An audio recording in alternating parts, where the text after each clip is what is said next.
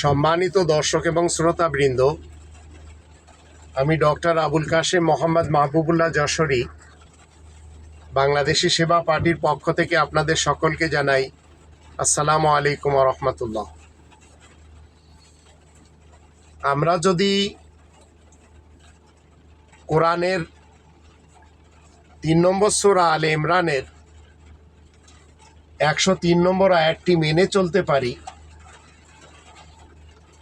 তাহলে কোনোভাবেও মুসলমান সমাজের কাছে আজ যে 57টি দেশ রয়েছে, এরা কখনো নিজেদের মধ্যে মারামারি কাটাকাটি করবে না। আর 3 নম্বর সূরা আলে ইমরানের 103 নম্বর আয়াতের শুরুতে বলা হচ্ছে, ওয়াতাসিমু বিহাবলিল্লাহি জামিআন ওয়া লা তাফাররাকু। তোমরা সবাই আল্লাহ তাআলার রজ্জু কোরআনকে মজবুতভাবে আঁকড়ে ধরো আর নিজেদের আর কোনোভাবেই তোমরা বিভিন্ন ফিরকা, পার্টি, মাসলাক এবং মাযহাবে বিভক্ত হয়ে যাবে না। তো যে 57টি দেশ মুসলমানদের হাতে আজ রয়েছে, 2025 সাল, আল্লাহ তাআলার শান্তির পৃথিবীতে রয়েছে 900 কোটি মানুষ, তার ভিতরে 200 কোটি মুসলমান। কিন্তু এদের মাঝে রয়েছে 135 প্লাস ফিরকা, পার্টি, মাসলাক এবং মাযহাব।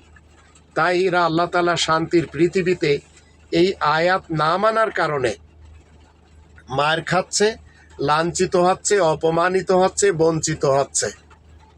এসব থেকে বাঁচার একমাত্র উপায় হলো কোরআনকে মেনে নিতে হবে। কোরআনের যে 5টি দাবি রয়েছে, সেই 5টি দাবিকে নিজেদের জীবনে ফুলফিল করতে হবে। তাহলে আল্লাহ তাআলার রহমত এই মুসলমান সমাজ পাবে, নইলে এরা মানুষের হাতে ঝাঁটা লাথি খাবে, চর থাপ্পড়, কিলঘুষি খাবে। আবার এদের মধ্যে যারা গণতন্ত্র মানে, যেমন পাকিস্তান, আবার বাংলাদেশ, আবার যারা রাজতন্ত্র মানে, যেমন আরব দেশগুলি, আবার যারা মোল্লাতন্ত্র মানে, যেমন আফগানিস্তান, ইরান, আবার যারা সমাজতন্ত্র মানে, এরা সবাই মূলত কিয়ামত পর্যন্ত মারই খাবে। এদের কোনো সুখ শান্তি বলে কিছুই থাকবে না এবং কিছুই এরা পাবে না।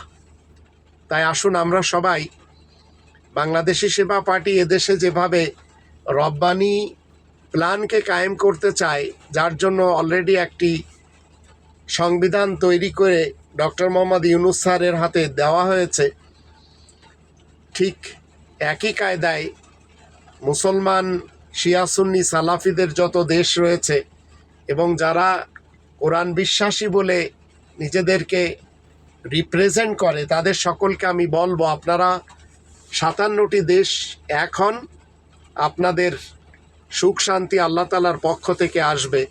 আর যদি তা না হন, তাহলে আপনাদের আমেরিকা এবং ইসরায়েল, রাশিয়া এবং ফ্রান্স, ইউরোপ এবং কানাডা, অস্ট্রেলিয়া এবং নিউজিল্যান্ড, আবার যারা গণতন্ত্র বিশ্বাসী, রাজতন্ত্র বিশ্বাসী, সমাজতন্ত্রে বিশ্বাসী, মোল্লাতন্ত্রে বিশ্বাসী, আপনাদেরকে কখনো ঐক্য হতে দিবে না।